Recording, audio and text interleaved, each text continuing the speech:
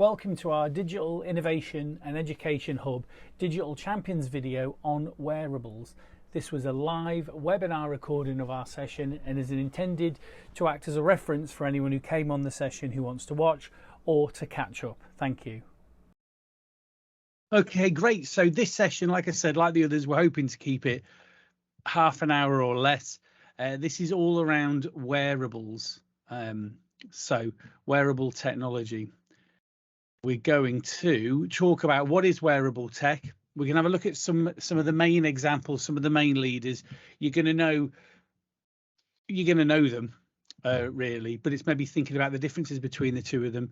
We're going to talk loosely about how it can benefit you and your users, your service users, the future of wearables, which is for me, it's the real exciting bit.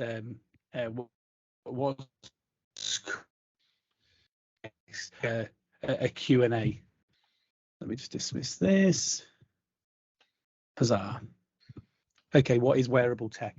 So wearable technologies are kind of a new term, really, and it's kind of grouped together as the term wearables. It's given to a type of electronic device that's worn as accessories. So that could be, I put here, embedded in clothing, or even implanted under the skin, which might seem a bit extreme. So wearables, electronic devices incorporated into daily use products that are comfortably worn on a body with added enhancements for tracking big data. So this is more than just a pedometer, okay? And it's tracking data in a real-time basis, okay? These are equipped with specifically designed motion sensors that can capture the snapshots of your day-to-day activity and update that information, typically by syncing with your mobile device. So we're looking at a smartphone here. So the majority of wearables that we're going to look at, they all sync in some way to a smartphone. There are others out there that don't, and in the future that might differ. But right now, these act as like an extra, as like a go-between, and connect to your smartphone. Wearables can be and are an innovative solution for healthcare problems, so we're seeing that a lot more. Some wearable applications are designed for the prevention of diseases and the maintenance of health, such as weight control and physical activity monitoring.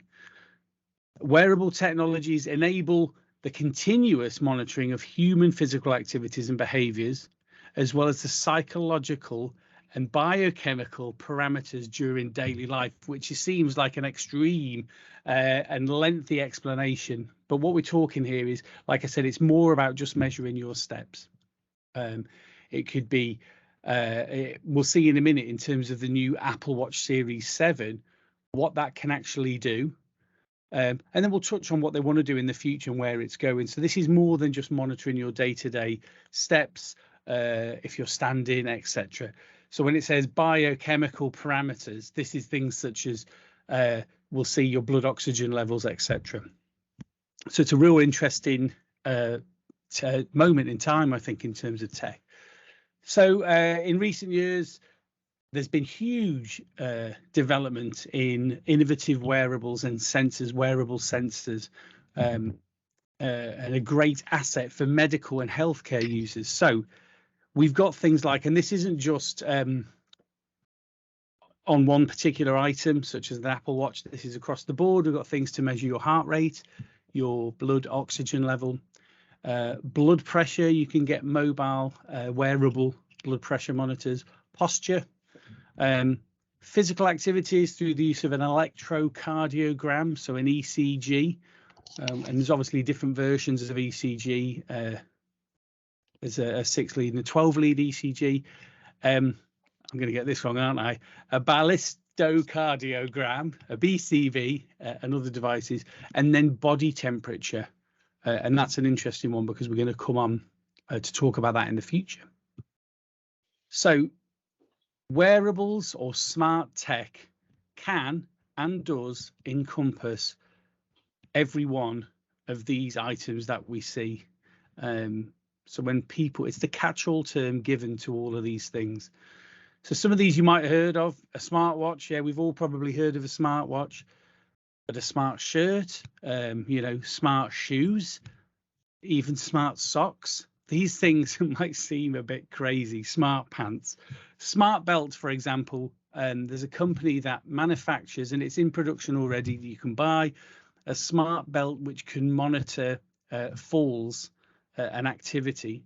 So if this was worn by my dad, let's say, and I, as his son or guardian, had a push notification on my phone enabled, if my dad fell over, it might notify me and say, hey, dad's fallen over. Or it might automatically ring um, an ambulance, depending, or a next door neighbour or first aid or something. So these are what we're talking about. Smart rings have been commercially available for a while. And these are rings with what are called NFT, so the same, not NFT, RFID, so the same the same technology that's available in your chip and pin when you touch your card onto a device to pay, has been available in very small formats. So people have embedded them in rings. So you could, for a long time, you've been able to maybe pay for things using a ring if it's got this embedded. I've seen people use these on the underground when they're going in and out of the underground. And new smart rings have heart monitors in them and blood pressure monitors as well. So these are examples that some of you might have heard of, but it's, in essence, it's evolving around a thing called the Internet of Things. And the Internet of Things, IoT, is how devices communicate and talk to other devices, ultimately for the benefit of us as the wearer, as the user. So this isn't a communication in the sense of like Bluetooth, but the Internet of Things could be, let's say, a plant pot where it's got a sensor in it that knows when the soil is dry, and then it tells you to do something. It either pings you a message to say, please water me, or it actively turns on a little miniature sprinkler to water itself.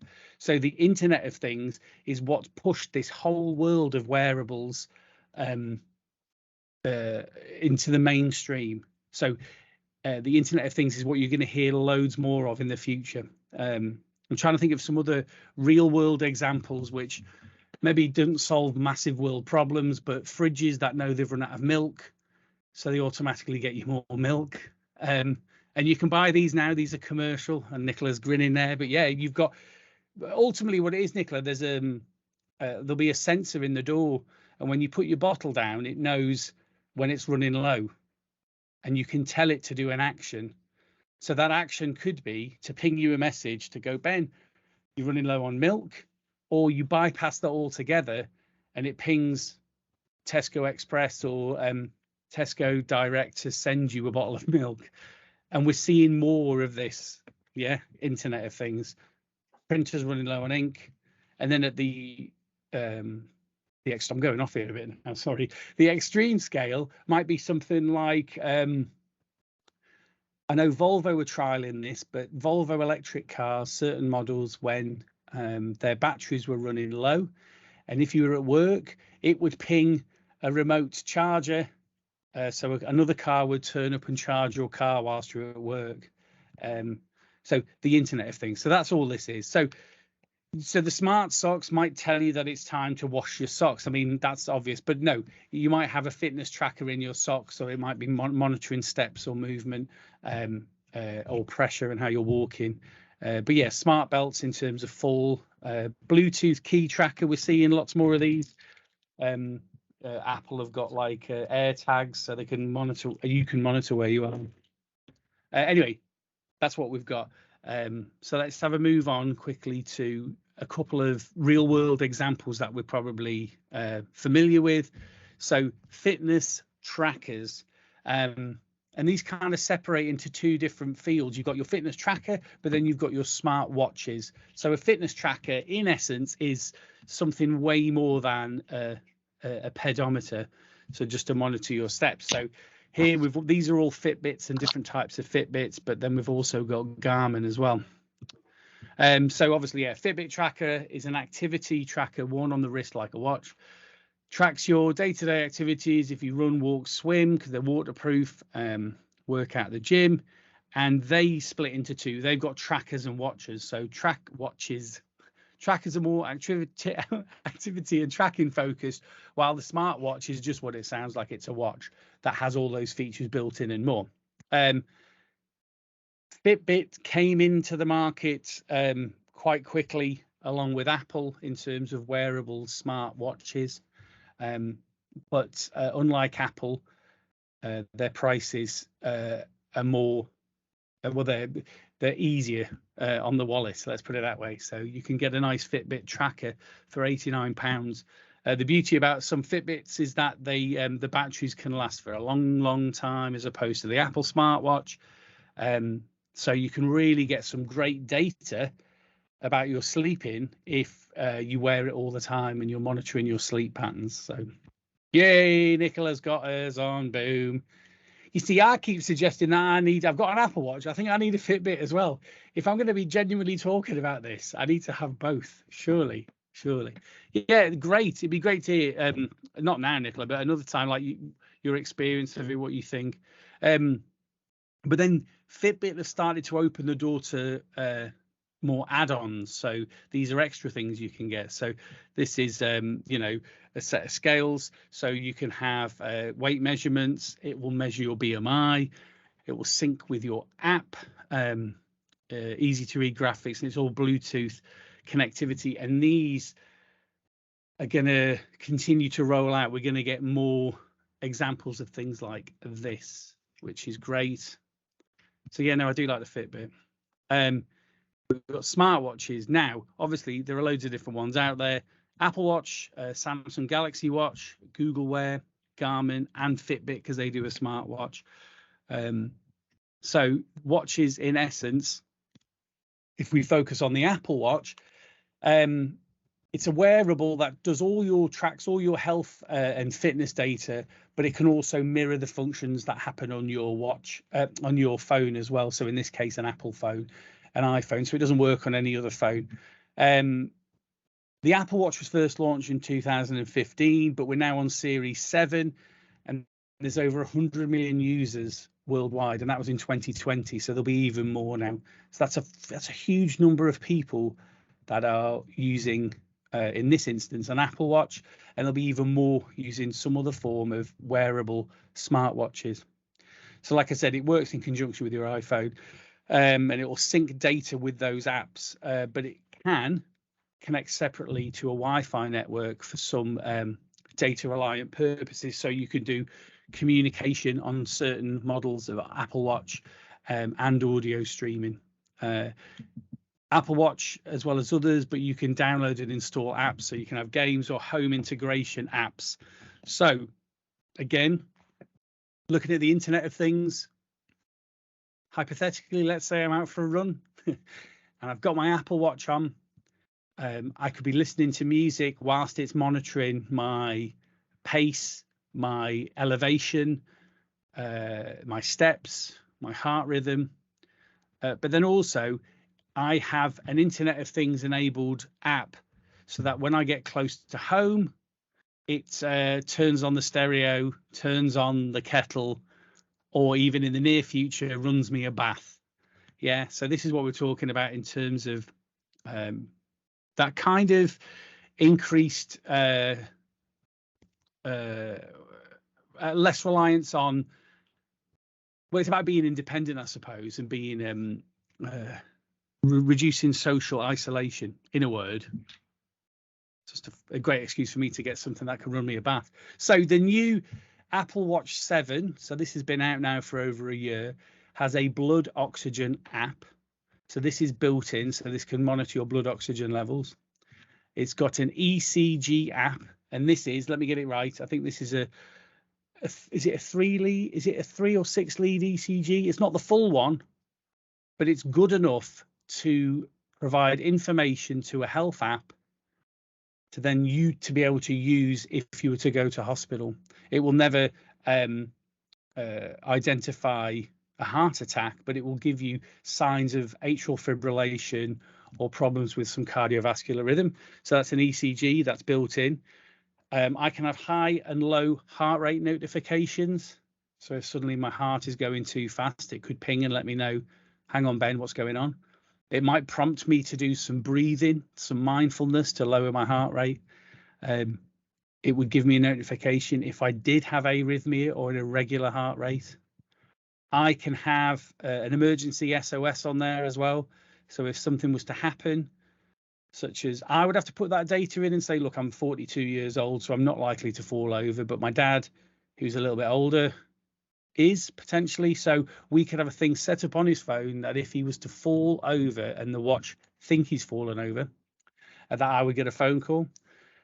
International emergency calling, and then put fall detection at the end. So what we're seeing is with something like Apple, once they lead, others start to follow, and it won't be long before these are just commonplace across the board in terms of wearable smartwatches. So there's just some examples. So your blood oxygen on the left, we've got your ECG here on in the center, and then just your regular heart rate on the right. So the ECG does it by sending electrical pulses through the crown, where, if you can see my arrow there, so by pressing and gently holding your finger against the crown, it can monitor and measure your an ECG for 30 seconds. So very exciting. So we'll quickly have a look at some other wearables. So these might be examples of ones that are available now, maybe ones that we haven't thought about, and then we'll have a look at the future. So augmented reality. So you've got VR, which is virtual reality. So think of those big headsets that you put on, and I'm completely immersed in a world, and I'm swinging my arms around, and I'm maybe punching the telly because I can't see where I'm going. That's VR. So augmented reality is anything which is layered over our reality. So at its most fundamental, at its basic, think of those Snapchat filters where I've got a dog's nose or ears, or a face swap app on Instagram. These are examples of augmented reality. It's real, it's just slightly changing. It's giving me a mustache. It's putting a beret on my head. So augmented reality glasses have come from the prototypes, which were huge units that you would put on your head, to something like this. So on the right, we've got, this is Microsoft's HoloLens. So this is an augmented reality set of glasses, which is still a bit bulky. But the idea being, I could be conducting this webinar through these augmented reality glasses. We could all have them, and we could be looking at objects in 3 dimensions in front of us. If I'm at home, I might have one of the walls in my house could be a TV just for me playing my content. Whereas this isn't going to happen, but my kids might have their own augmented reality glasses and they could see something else. On the left, you have a mock-up of what it might look like in the real world if we were to buy some commercially available augmented reality glasses. So you would have your sat nav information on your glasses, so telling me where to walk. The practical example of something like this could be when you go to hospital and you need to get to a certain ward, and you would just put it in your phone, and that information would come up, and you'd see a path on the floor of where to walk. Yeah. Other real world uses might be instructional videos on YouTube. Instead of watching someone how to fit a stopcock on some plumbing under your sink, you could put these glasses on and it would just say, hey Ben, just twist this here, turn that, move this. But then you expand that even further, and in the worlds of healthcare, in terms of surgery and practicing, you could have completely immersive but still existing in the real world dissection operations, just to see what it's like. So the world of augmented reality is going to go huge, and that's going to be the next biggest shift in terms of technology and humans, if I was getting a bit carried away and excited. So, and that comes with challenges. What's real, what's not real, for example. But we're talking about games like Pokemon Go, but games where every surface of everything you look at could be an interactive piece in a game where we have buildings coming alive, robots coming out of buildings, or instructional information, whatever it might be. So augmented reality. Now, the HoloLens you can buy commercially if you wanted to buy one, but I think at the moment they're still about £2,500. Apple, I might talk about this in a minute, I can't remember. Apple are talking about bringing out some AR specs, but there are other people that are bringing out versions of an augmented reality glasses. You know, it could be that you have recipe information whilst you're cooking, running information whilst you're running. In a business meeting, when you're looking at someone, it could have, you know, Emma Holland, it could give me information about what you're currently working on or anything like this, or information that's pulled from your social media profiles. So I could go, oh, Emma, I see you went to Belgium last week. Oh, that looks great, which sounds a bit trippy, but you know, it's all this kind of information that's out there and it's pulling it into one place. So that's there and it's coming. We've got sort of watered down versions and these are to buy now. So Ray-Ban have done a set of live glasses which have got cameras in them. There's a privacy issue here, but it's got cameras in them and it's got a conductive speaker which resonates through the bones behind your ear, so you can hear crystal clear audio. So the idea is you don't have to, they say, keep whipping your phone out to capture and film something. You could just double tap your specs and record everything in real time. And then on the right, you've got it's the company owned by Snapchat, but it's called Spectacle, and this is the third iteration of their wearable glasses. What they want to do is do a version of these which has a heads-up display as well, so certain content can be projected onto your glasses, but still this is to allow you to record and capture and play back. And again, the conversation around privacy,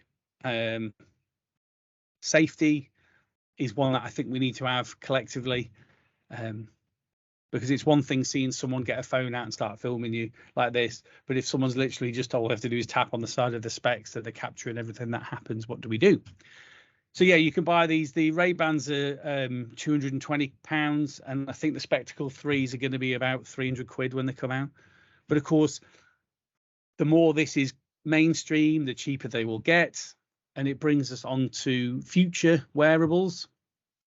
So we're talking about all of this information in a contact lens on the left. So Google's parent company, the overarching company that run Google, they have a wing of their company that specifically work on like really out there,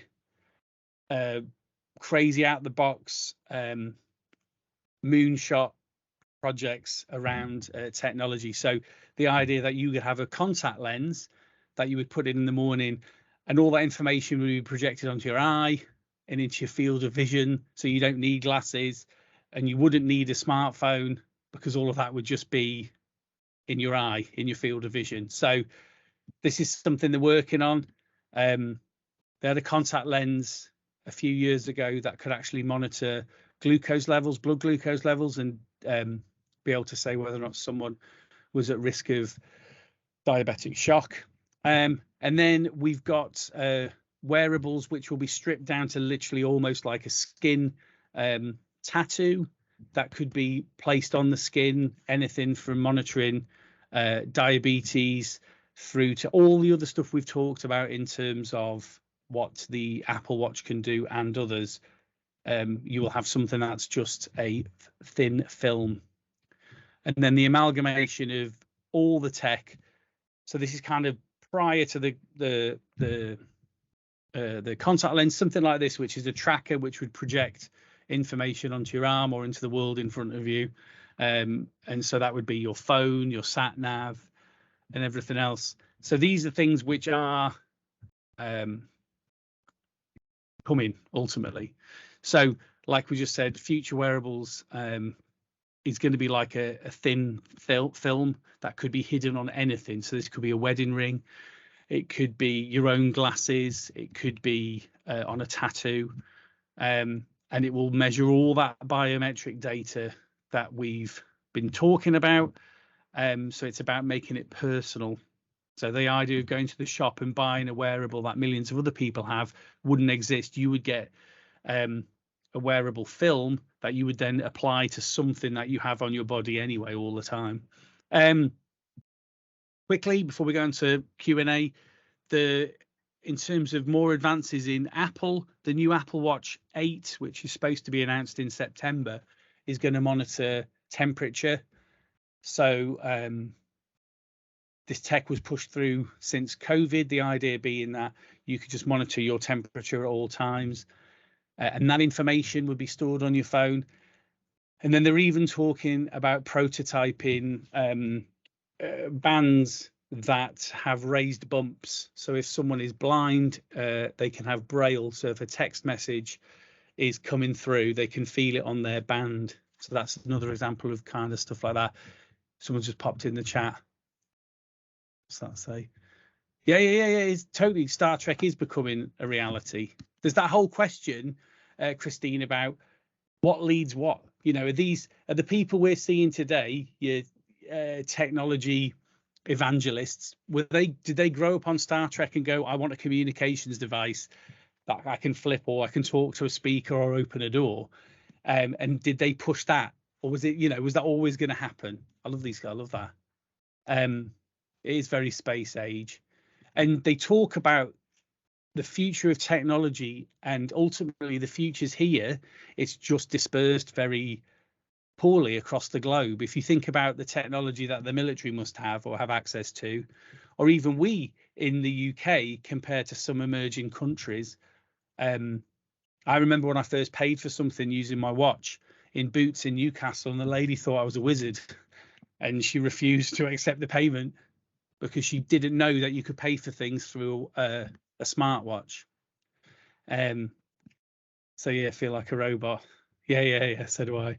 There's another question though, a broader question around. Let's put that slide on. Around that information and what happens to that information, which are kind of is extra to this. And we're seeing more examples of this where, say, an insurance firm, I think it's Aviva, will say to you, oh, Nicola, Donna, everyone, we've got a great offer. You can get a free Apple Watch if you join our health insurance plan. Ultimately, like I've said before, they want to know, are you looking after yourself? Are you doing exercise? Are you getting enough sleep? Where are you going? Ultimately, not in a creepy way, but are you always going to the fast food restaurants? Are you staying out till 3 a.m? There's Alex Rowley. They want that information and that data, and they're willing to give you a bit of a reduction in your insurance premiums, let's say. And it's the same in terms of vehicle tracking as well. If you're a safe driver, you should get paid less. So your information is going to be key in your data. And I wouldn't be surprised if more companies in the very near future start giving more incentives to have that information and have that data. And wearables is a great example. The amount of information alone just from my watch, my Apple Watch, monitors everything, heart rate. I can do my ECGs. I've got my blood oxygen levels. That information is valuable to me.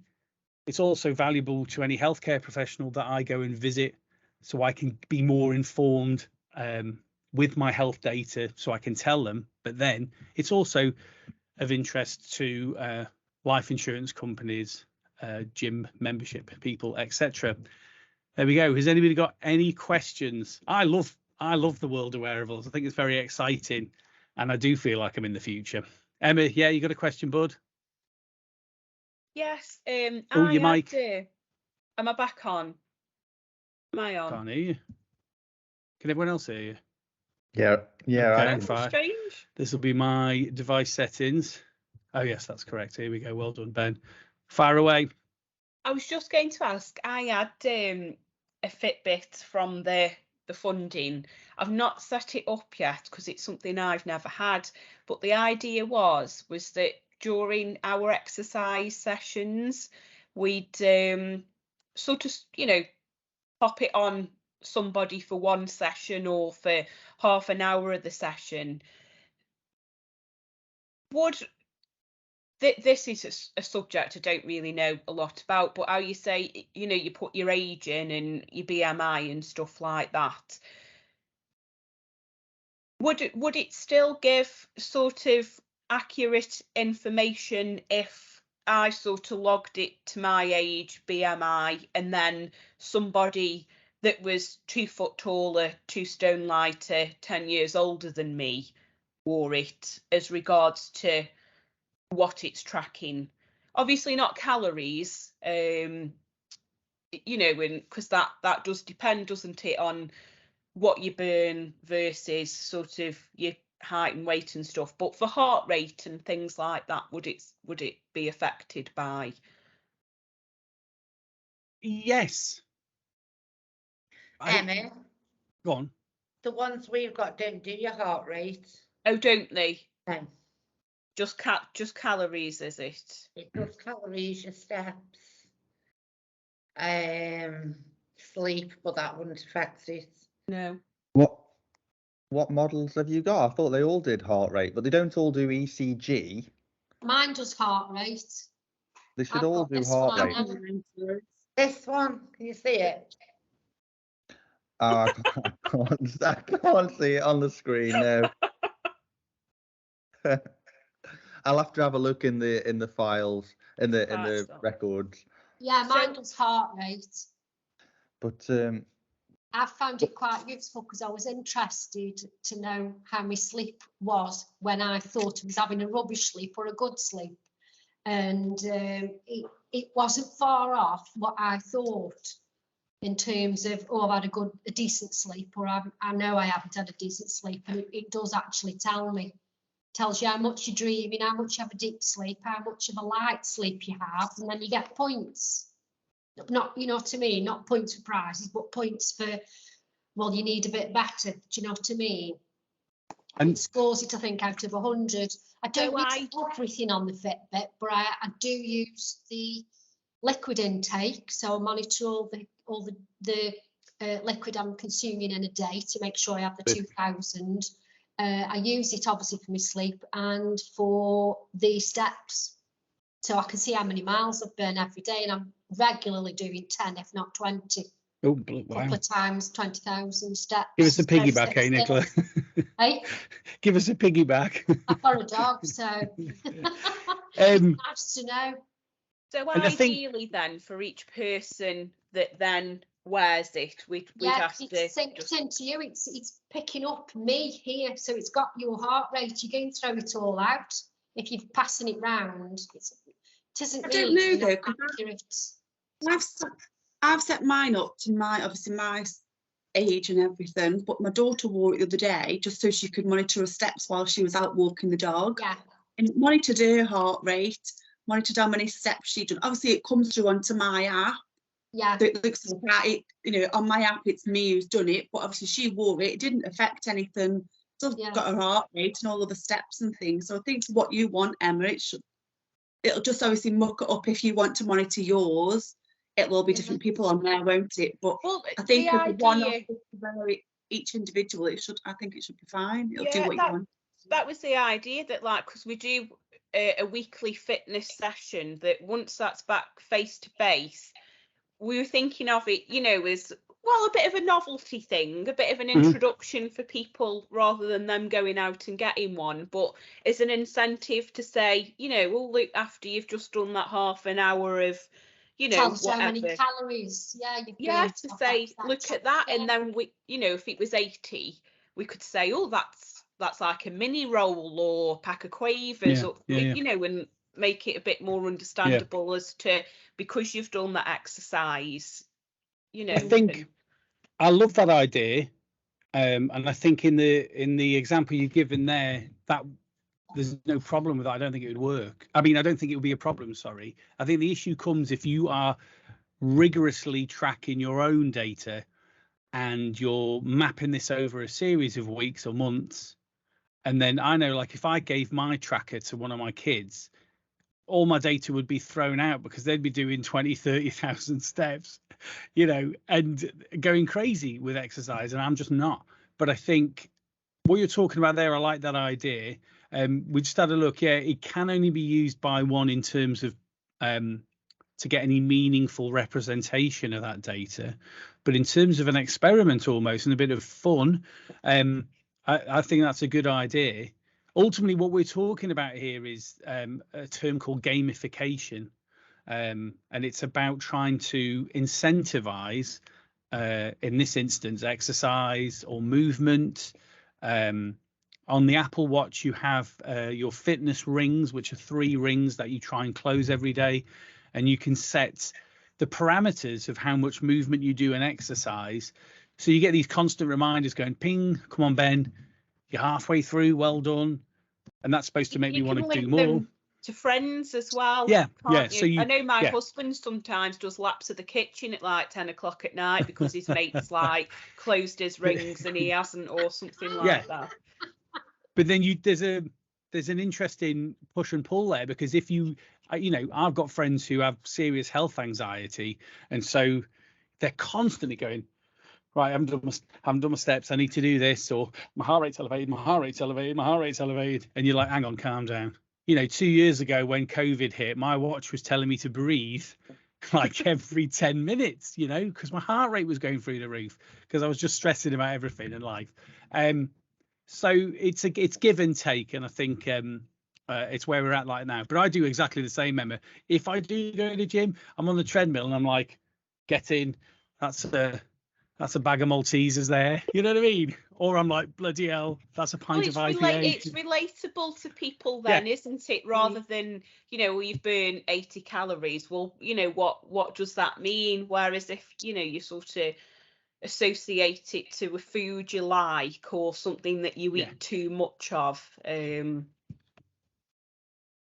I suppose it's quite easily changeable then on the app, that if I did want to, perhaps just like one person wear it per session rather than, and then before the session we could add in their, height, weight and age, and then it would sort of be quite, you can do that. It's not going to say, why'd you keep changing your age? No, but is it'll just give you weight losses and weight gains, really, what good.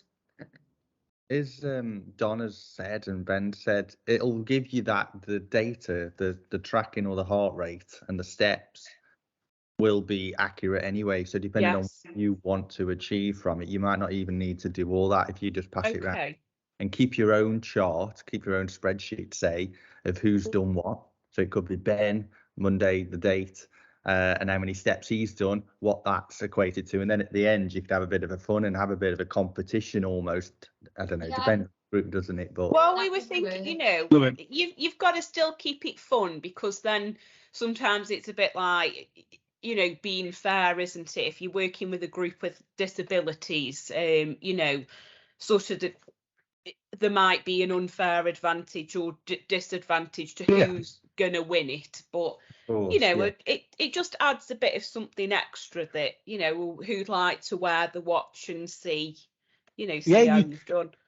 And you could, in terms of kind of getting a better understanding of collective exercise too, you could say collectively as a group, we want to power, you find out what that conversion is of burning off calories versus watts of electricity, and you could say collectively as a group this week, we want to generate enough electricity through our exercise to have been able to have powered the Gala Bingo Hall or whatever. I don't know. You try and figure out what that is, and then it's kind of like a target that you have to reach together. So it's like the Maltesers analogy, but even bigger. Yeah, and then it's not on individuals. Yes, as such, it's collectively. But then I think also for an individual, when and this can be very personal too, but when you're in that kind of in the cardio zone, or you're in to see what your resting heart rate is versus your heart rate when you're doing some exercise can give you a lot of information too. If someone's like a really low resting heart rate, then you could be like, great, this is good, this is healthy. And then maybe if that's 1-to-1, if someone's got a higher heart rate when it's resting, there's a conversation there too. We I like that we idea. suggested doing it. We suggested doing it as a group, so like on a walking group. So each of them will wear it. You know, one day somebody will wear it, the next day somebody else, and then at the end of the month we'll add all those steps up that we've done and try to achieve, say, like 30,000, obviously more, 30,000 steps for that month or whatever, to see if we can reach that goal at the end of the month. Love it. Between us all as a group. Yeah, I love you it. could say, oh, we've walked, you know, to here. You could say, you know, Exactly. Yeah. figure out a place. And then you've got and honestly, and Donna also, it'll map elevation and everything else. So it could be, you know, that's when at the moment there's a big trend online for people going, I am running the Himalayas. And they're not running the Himalayas, they are running the length of the Himalayas at every track they're at. But then they have to do the climbs as well, you know, so they have to make sure they've got their elevation right. So they run up and down hills. It's things like this, you know, you could go, we've walked the length of X, and you could find out how far you've walked and map it that way. Yeah, the Yeah. equivalent of your steps and how many miles it is. It tells you that, which is quite good. All this stuff's great, and I think it's ultimately what we would have wanted from yourselves. It's not taking the risks as such. It's just having a play and having an experiment and going, would this work? I've got this question. Could we do this? It's exactly what we'd want. So yeah. Has anybody else got any other questions? Have you got anything to add to that, Alex? Sorry, I know you've been there in the background, just around wearables. No. I mean, I've obviously come in a bit towards the end of the session, so but I know what the content is that you've been doing, and no, I've got nothing additional to add. Like, just to echo what Ben's saying, it's exactly what we would have wanted, and really, it's lovely to hear people like you, Emma, who want to use it with your group. That was never our expectation, should we say. We always just wanted to empower you with this these pieces of equipment, so you were confident yourself. But to hear that you're going and pushing it in other ways is really exciting. So yeah, well done, and we're really pleased. But just that you're getting confident in it yourself, so you can talk to people about it and share the great benefits for their health and well-being, is all we could ever ask for, really. So yeah, well done. Thank you. Yeah, brilliant. All right, thank you, everybody. Thank you for coming. I will stop this recording now. There we go. Any of the links that were mentioned during the session will be provided in the video link description on YouTube. Thank you.